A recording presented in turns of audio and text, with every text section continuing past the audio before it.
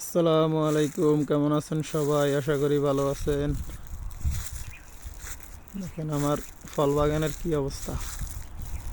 গত 3 মাস আগে গাছগুলো কি সুন্দর ছিল এবং কি প্রত্যেকটা গাছে ফল ছিল। শীতকাল আইলে গাছের সবগুলা পাতা ঝইরা যায় এবং কি নতুন করে আবার ফুল বাইরে ফল বাইরে। এই যে আপেল গাছের পাতা আস্তে আস্তে ঝইরা যাইতেছে। আর এই যে আগে যেগুলো দেখাইছি ওগুলো হচ্ছে ডালিম গাছ আর কি আনার গাছ। এই যে আপেল গাছেরও আস্তে আস্তে পাতা সবগুলো ঝরে যাইব। এই যে আমাদের রকি আমার সাথে সাথে থাকে। এই যে আরেকটা ফল গাছ, এর দেশে এটা খোক বলে। সব মানে কোনো গাছেরই পাতা থাকে না।